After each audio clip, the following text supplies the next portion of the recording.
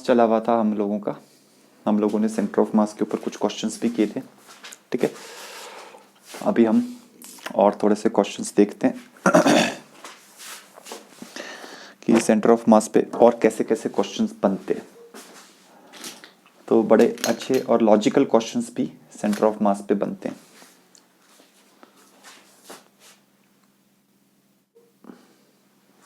जैसे कि मान लो हमारे पास जो है एक डिस्क है, ठीक है, एक डिस्क है और उस डिस्क का सेंटर ये है, ठीक है, और उस डिस्क का जो रेडियस है वो r है, ठीक है। इस डिस्क के अंदर से हमने एक डिस्क को कट किया, ठीक है, और जिस डिस्क को हमने कट किया वो डिस्क ये वाला है। Let me shade it. ये शेडेड डिस्क जो है इसको हमने कट किया और हमने इसको साइड कर दिया, साइड में फेंक दिया, ठीक है। So we have to find out कि जो अनशेडेड पोर्शन है उसका सेंटर ऑफ मास कहां शिफ्ट करा, कितना शिफ्ट करा। We have to find it out, ठीक है। तो लिखिए, थोड़ा सा लैंग्वेज बना लेते हैं क्वेश्चन की। From a disc of mass m, r, mass m और radius r, another disk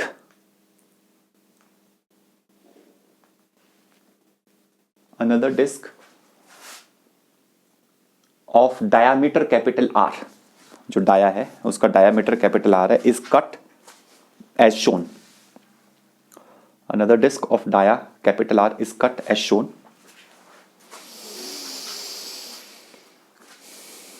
Find out the center of mass of the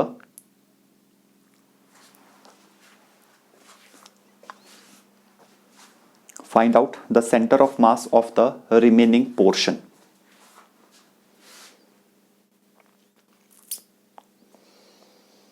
Find out the center of mass of the remaining portion.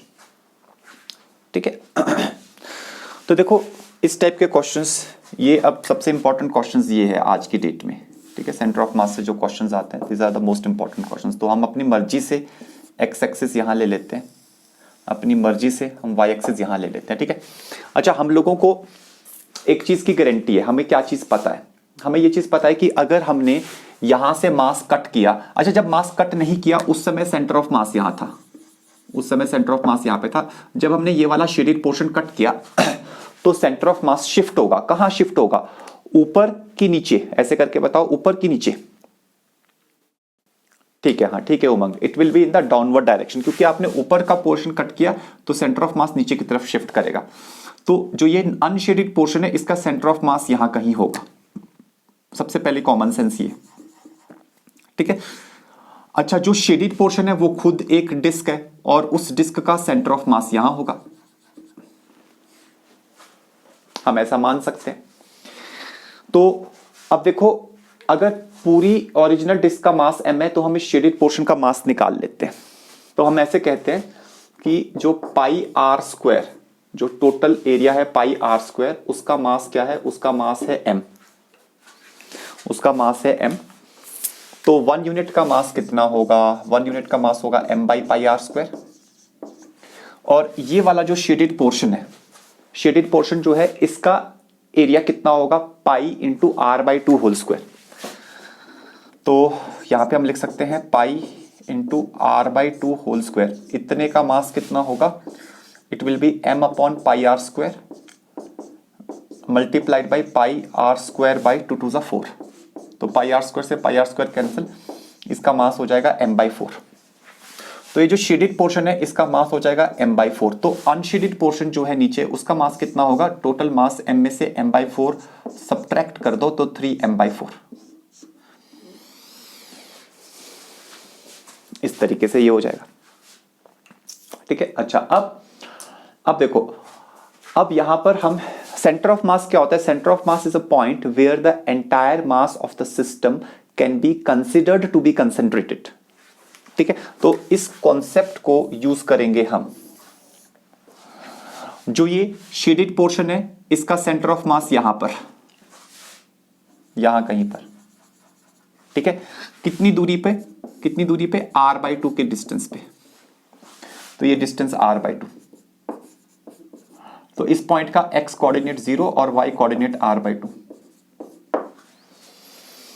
अच्छा, जो unshaded portion है उसका centre of मास यहां पर कितनी दूरी पे, let us suppose this is y दूरी पे, ओरिजिन से नीचे ना, ओरिजिन से नीचे यहां पे। तो इसका x कोऑर्डिनेट 0, y कोऑर्डिनेट इसका -y, क्योंकि नीचे की तरफ है तो y कोऑर्डिनेट इसका क्या हो जाएगा, -y हो जाएगा, ठीक है। अच्छा, अब मैंने ये दो पॉइंट्स ले लिए। इस पॉइंट पे we can, centre of mass is the point where entire mass of the system can be considered to concentrated. तो इस पॉइंट पे हम ये शेडेड पोर्शन का मास कंसिडर कर सकते हैं कि ये यहां पे कंसंट्रेटेड होगा m/4, और नीचे वाले पॉइंट पे हम अनशेडेड पोर्शन का मास वो कितना है, 3m/4। हम ये मान सकते हैं कि ये यहां पे कंसंट्रेटेड होगा 3m/4,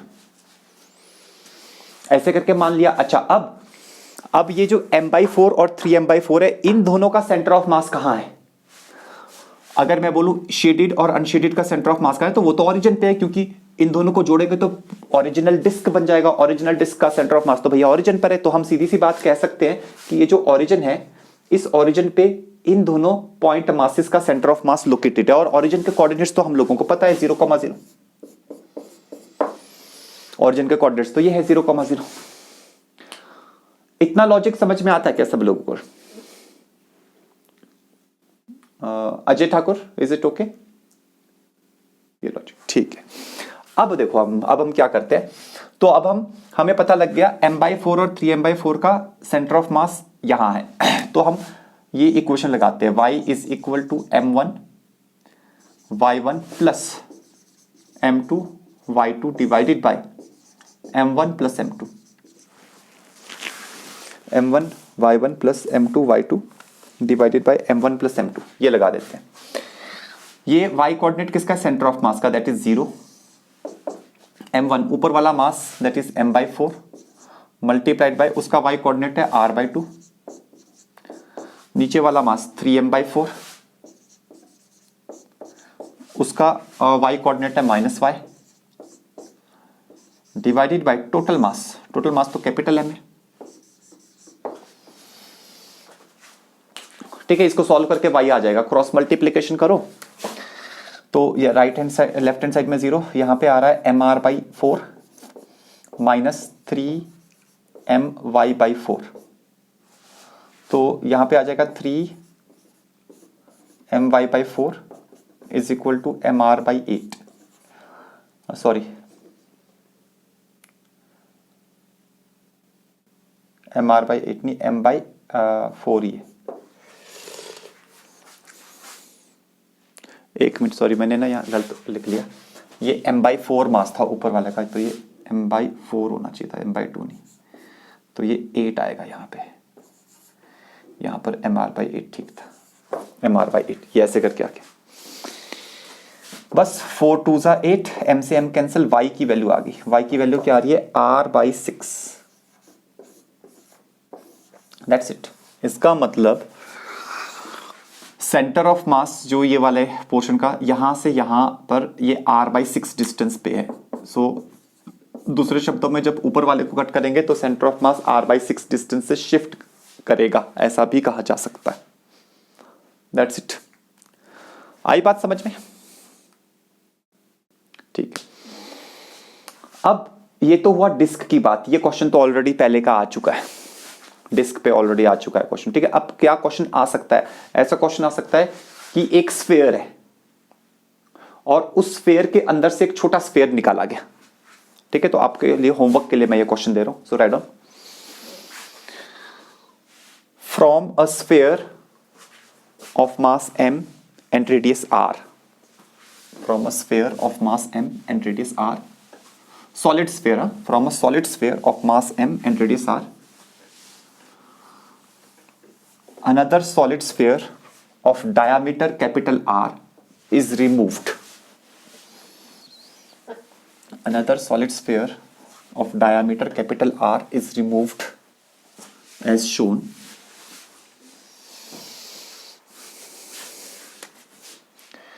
is removed as shown. Find out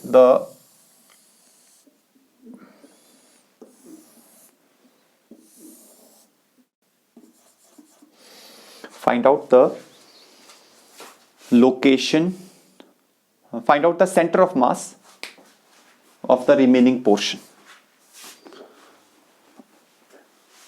Find out the center of mass of the remaining portion.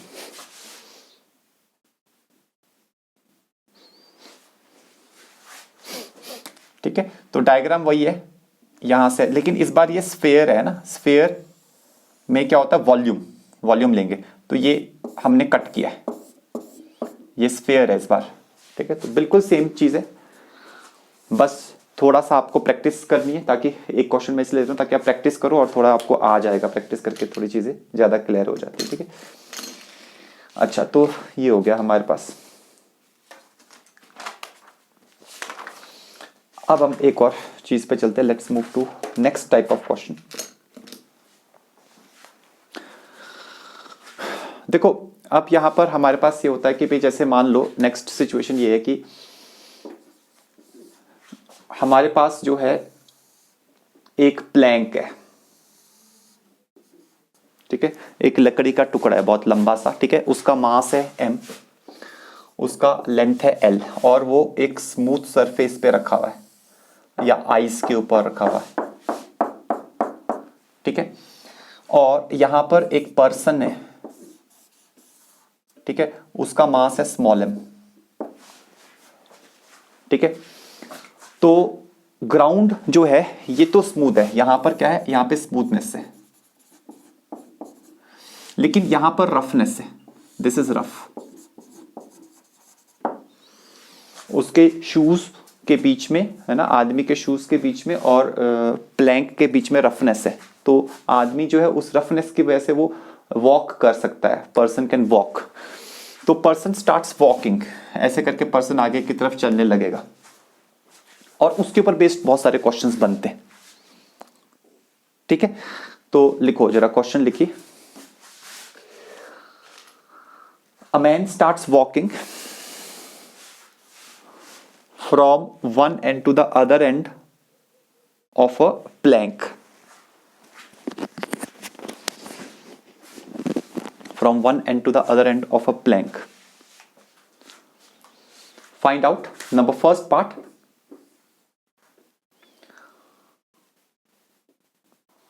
displacement of man with respect to plank.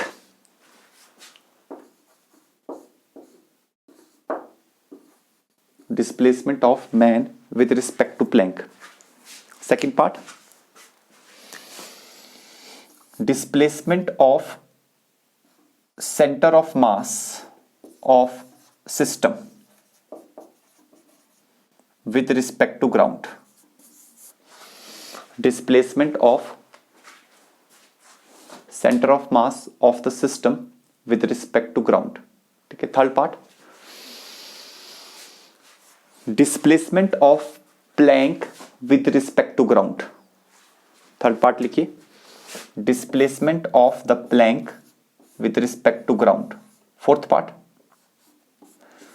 displacement of man with respect to ground. Displacement of man with respect to ground. तो ऐसे करके कई चीजें पूछी जा सकती हैं. So many things can be asked. ठीक है, कई चीजें पूछी जा सकती हैं, वो डिपेंड करेगा कि भाई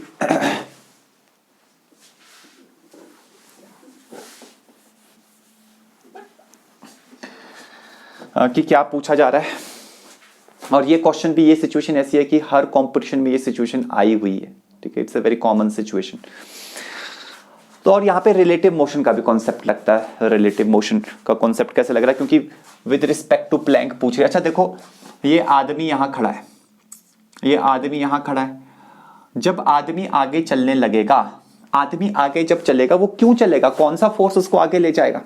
जब हम जमीन पे चल रहे होते हैं, जब हम जमीन पे वॉक करते हैं, तो कौन सा फोर्स हमें आगे की तरफ ले जाता है, कौन सा फोर्स आगे लगता है, वो कौन सा फोर्स होता है, फ्रिक्शन।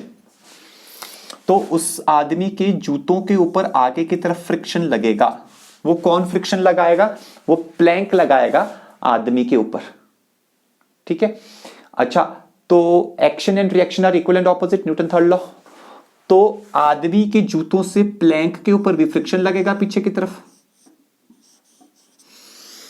स्टैटिक फ्रिक्शन होगा because there is no slipping. आदमी और इसके बीच में कोई स्लिपिंग नहीं है। जब आप चलते हो, जब आप चल रहे हो, जैसे अभी मैं चल रहा हूं यहां पे, अभी मैं चल रहा हूं, मैं आराम से चल रहा हूं, तो मेरे जूतों और मेरे जो फर्श है इसके बीच में कोई स्लिपिंग नहीं हो रही है, ठीक है। जब हम ऐसे करके चलते हैं there is no slipping, there is no slipping, slipping हो ही नहीं रही है, ठीक है। स्लिपिंग का मतलब क्या होता है, ऐसे करके, ये ऐसे करके स्लिपिंग, स्लिपिंग मींस ऐसे करके। तो यहां पे स्लिपिंग नहीं हो रही, यहां पे वॉकिंग हो रही है, वॉकिंग में स्लिपिंग नहीं होती। तो इसका मतलब है ये आदमी आगे जाएगा, ये प्लैंक पीछे जाएगा, दैट इज वेरी इंपॉर्टेंट। आदमी जाएगा आगे, प्लैंक जाएगा पीछे। प्लैंक को पीछे ले जाने वाला फोर्स हुआ फ्रिक्शन, आदमी को आगे ले जाने वाला फोर्स हुआ फ्रिक्शन। तो सिचुएशन क्या बनने वाली है भाई, सिचुएशन बहुत इंटरेस्टिंग सिचुएशन बनेगी कि ये प्लैंक थोड़ा सा पीछे खिसकेगा ऐसे करके, और आदमी आगे पहुंच जाएगा ऐसे करके।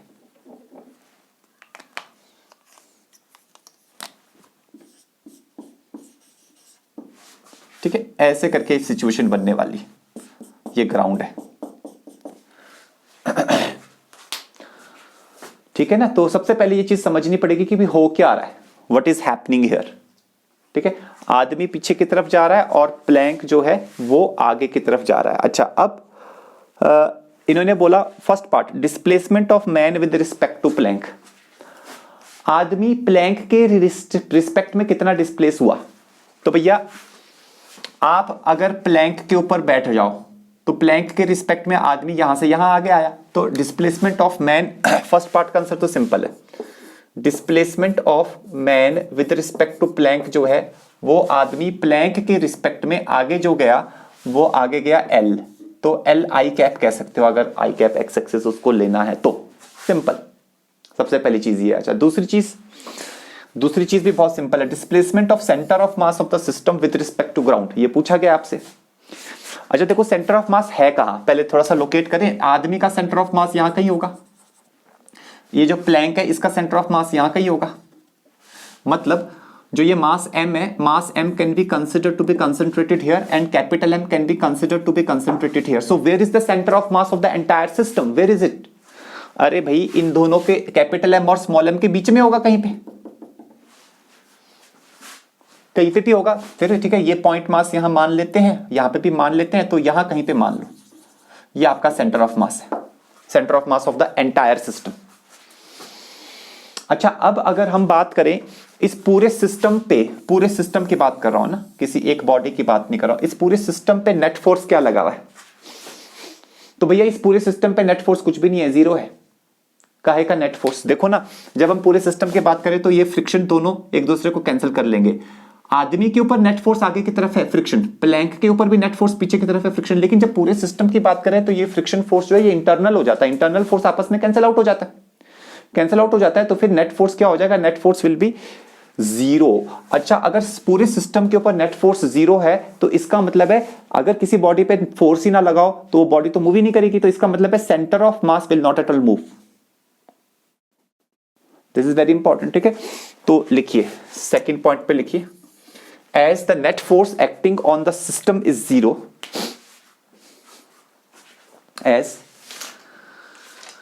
the net force acting on the system is zero, hence center of mass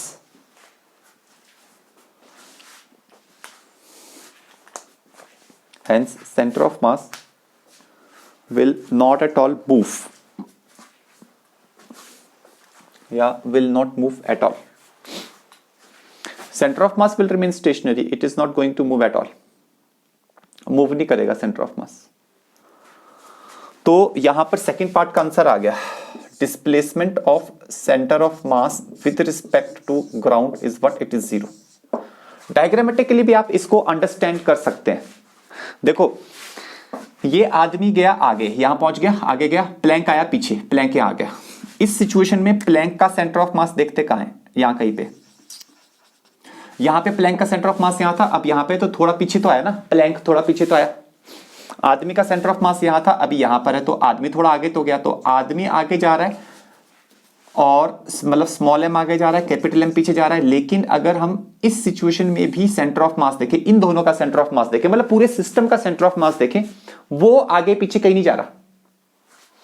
अगर मैं कैपिटल एम और एम के बीच में यहां पे बनाऊं तो फिर से आप देख सकते हो ये जो सेंटर ऑफ मास जहां पर था शुरुआत में, अभी भी वहां पर, ये फाइनल पॉइंट में भी वहीं पर है। It has not moved. Are you understanding this thing? Diagrammatically एकदम क्लियर हो रहा है। ये आदमी आगे चला गया, आदमी आगे चला गया, ये ब्लॉक या ये प्लैंक पीछे आ गया, लेकिन सेंटर ऑफ मास वहीं पे रहा। Centre of mass does not move. Why? Because there is no net force acting on it. जब तक किसी ऑब्जेक्ट के ऊपर नेट फोर्स नहीं एक्ट करता तब तक वो मूव ही नहीं कर सकता। This was asked in NEET second part, displacement of centre of mass with respect to this. ठीक है, now what was asked in JEE Mains. ठीक है, this part, next part, what is the displacement of plank with respect to ground. अब यह हमारे को थोड़ा सा यहां पे फॉर्मूले यूज करने पड़ेंगे। ठीक है, थर्ड पार्ट में तो हम लोगों को पता है,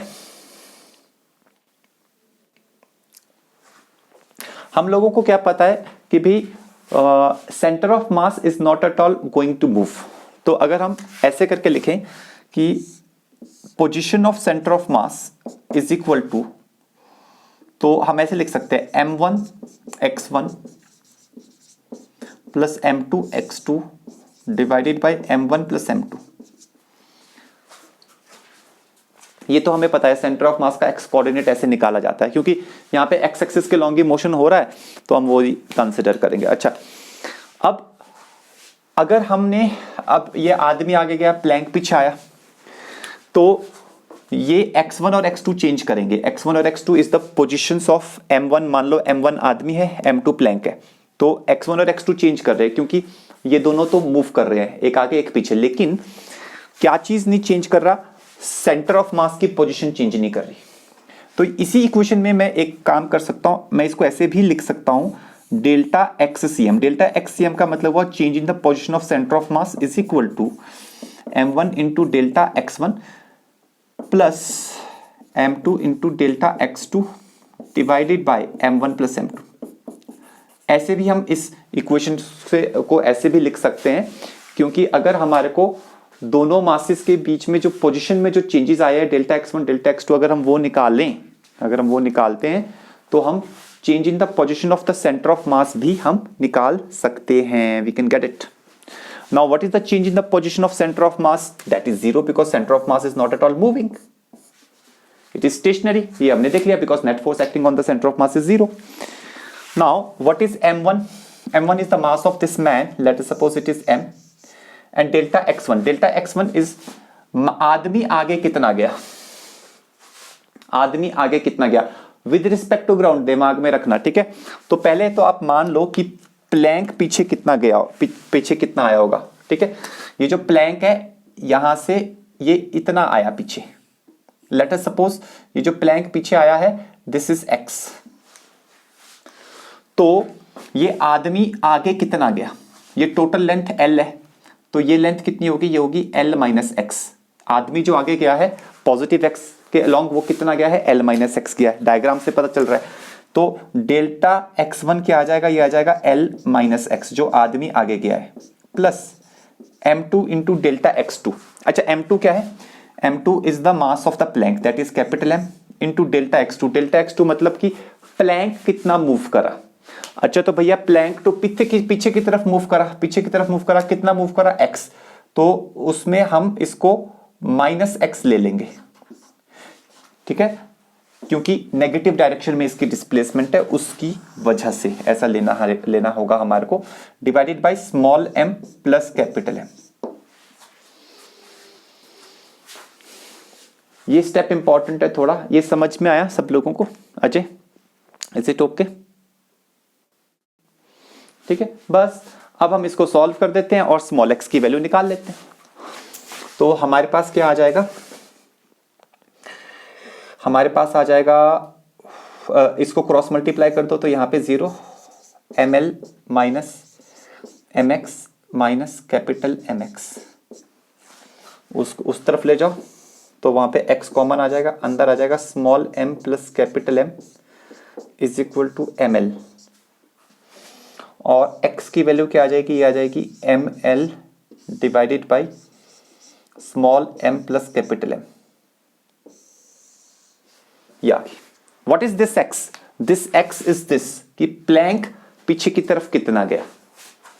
this was what was asked कि what is the displacement of plank with respect to ground. This is our answer to the third part of the question. Got it? Now the last part is what is the displacement of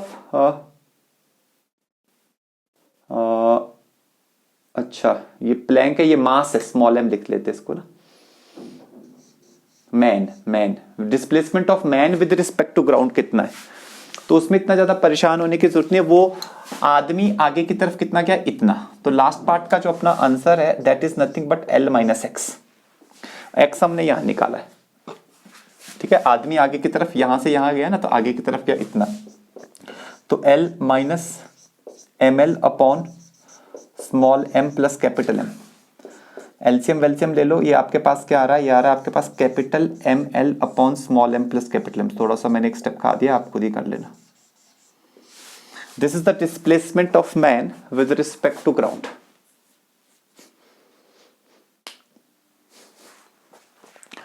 ठीक है, displacement of man with respect to ground is this.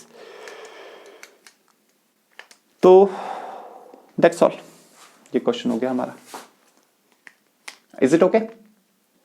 ठीक है। अच्छा, इसमें एक shortcut भी होता है, अगर वो शॉर्टकट भी आप याद रख सकते हो। बार बार ये कैलकुलेशन, इतनी कैलकुलेशन से बचने के लिए अगर शॉर्टकट करना है, क्योंकि इन दोनों में तो कोई पंगा नहीं है, तो डायरेक्टली कर सकते हैं। ठीक है, तो वो शॉर्टकट क्या होता है, अगर हमारे से पूछा जाए what is the displacement of man with respect to ground, या फिर displacement of plank with respect to ground, ये पूछा जाए, मतलब चाहे ये निकालना हो, फोर्थ और थर्ड और फोर्थ पार्ट के लिए शॉर्टकट है डायरेक्ट। अच्छा, शॉर्टकट एप्लीकेबल कब है? सबसे पहली बात, दो ही पार्टिकल्स हो, एक आदमी और एक प्लैंक, या मतलब दो चीजें हो बस, आदमी प्लैंक तो जरूरी नहीं, दो आदमी भी हो सकते हैं। ठीक है। दूसरी बात, सेंटर ऑफ मास स्टेशनरी हो, मतलब net force acting on the centre of mass is zero. ये दो कंडीशंस अगर हैं, ठीक है, net force acting on centre of mass is zero और केवल दो पार्टिकल्स है सिस्टम में, तो displacement of first particle with respect to ground वो क्या होता है, इस पार्टिकल का displacement with respect to ground क्या होगा, दूसरे पार्टिकल का मास लो और दोनों के बीच का डिस्टेंस लो डिवाइडेड बाय टोटल मास कर दो। This is the answer, direct shortcut. ठीक है। अच्छा, जैसे displacement of plank with respect to ground, plank का displacement with respect to ground क्या होगा, तो क्या करना है, प्लैंक का मास नहीं, इसका मास लेना है। आदमी का मास लिया, दूसरे पार्टिकल का मास लिया, दोनों प्लैंक और इसके बीच का डिस्टेंस लिया, that is L divided by total mass. That's it, shortcut. जैसे एक छोटा सा क्वेश्चन कराता हूं, है ना, क्वेश्चंस आते हैं ना एक्चुअली इसके ऊपर, तो हर बार इतना लंबा कैलकुलेशन ना करना पड़े, तो इसलिए बता रहा हूं ये शॉर्टकट।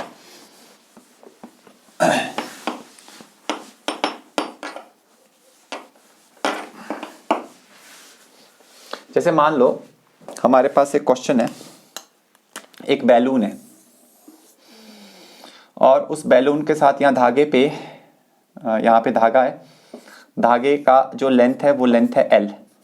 ठीक है, और बैलून का मास है आपके पास m1 और यहां पर एक बंदर लटका हुआ है, एक मंकी है, उसका मास है m2, वो लटका हुआ है। And the system is in equilibrium, मतलब रेस्ट पे है, ना तो ऊपर जा रहा है ना नीचे जा रहा है। बैलून जो है ना ऊपर जा रहा है ना नीचे जा रहा है, इट इज इन इक्विलिब्रियम। जैसे वो होता है ना अपना हाइड्रोजन वाला बैलून होता है, वो हवा में उड़ जाता है, या गर्म हवा वाला बैलून होता है वो हवा में उड़ जाता है, तो उस टाइप की सिचुएशन है। सिस्टम क्या है, सिस्टम इज इन इक्विलिब्रियम। अब क्या है, अब यहां पर यह है कि अब यहां पर भी ऐसा क्वेश्चन बन सकता है, सारा का सारे पार्ट्स ऐसे बन सकते हैं। अगर सिस्टम इक्विलिब्रियम पे है तो सेंटर ऑफ मास हमेशा रेस्ट पे ही रहेगा और यहाँ पे 2 पार्टिकल्स हैं, ठीक है। अब इस बंदर ने क्या किया, इस बंदर ने धागे को खींचना शुरू किया, ऊपर चढ़ना शुरू किया। The monkey starts climbing up. अब मंकी ऊपर की तरफ चलने लगेगा, मंकी ऊपर की तरफ चलने लगेगा तो बैलून नीचे आएगा, मंकी ऊपर जाएगा, लेकिन पूरे सिस्टम का सेंटर ऑफ मास रेस्ट पे रहेगा। समझ रहे हो बात को, ठीक है। अब बंदर ऊपर चलने लगा तो हमसे पूछा गया है कि ग्राउंड के फ्रेम में ये बैलून कितना नीचे आएगा और ये बंदर ऊपर कितना जाएगा। तो लिखिए, क्वेश्चन लिखिए, when the monkey starts climbing up, when the monkey starts climbing up, find out the distance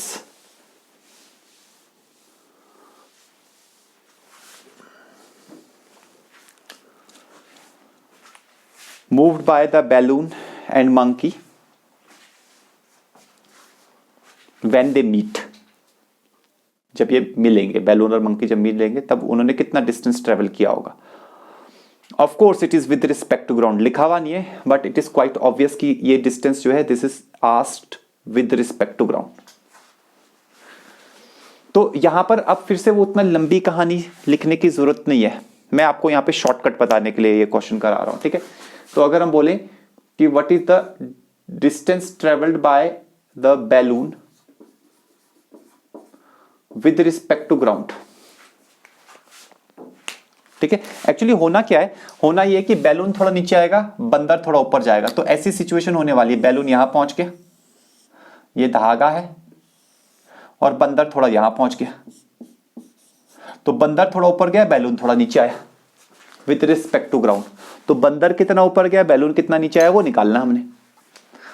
तो displacement of balloon with respect to ground जो आएगा वो क्या आएगा, वो आएगा हमारे पास, बैलून एक ऑब्जेक्ट हो गया, बंदर दूसरा ऑब्जेक्ट हो गया, तो दूसरे ऑब्जेक्ट यानी कि बंदर का मास मल्टीप्लाइड बाय दोनों के बीच का डिस्टेंस डिवाइडेड बाय टोटल मास। ये सिखा रहा हूं मैं आपको, शॉर्टकट सिखा रहा हूं, यहाँ पे कॉन्सेप्ट सिखा चुका हूं मैं पिछले वाले में। कॉन्सेप्चुअली भी आप घर में बैठ के इसको कर सकते हो सॉल्व, ठीक है, बट शॉर्टकट्स भी आने चाहिए। और displacement of monkey with respect to ground, monkey is the second object, तो सेकंड ऑब्जेक्ट का displacement with respect to ground क्या होगा, पहले वाले ऑब्जेक्ट का मास लो यानी बैलून का मास और दोनों के बीच का distance L divided by total मास, यही आएगा। तुम लोग इसको कंसेप्चुअली करके देखना, you will get the same answer जैसे मैंने पिछला क्वेश्चन कंसेप्चुअली कराया। इज इट ओके, समझ में आ गया शॉर्टकट भी? नाइस। चलो अब हम चलते हैं आगे, इसी के ऊपर एक क्वेश्चन और कर लेते हैं।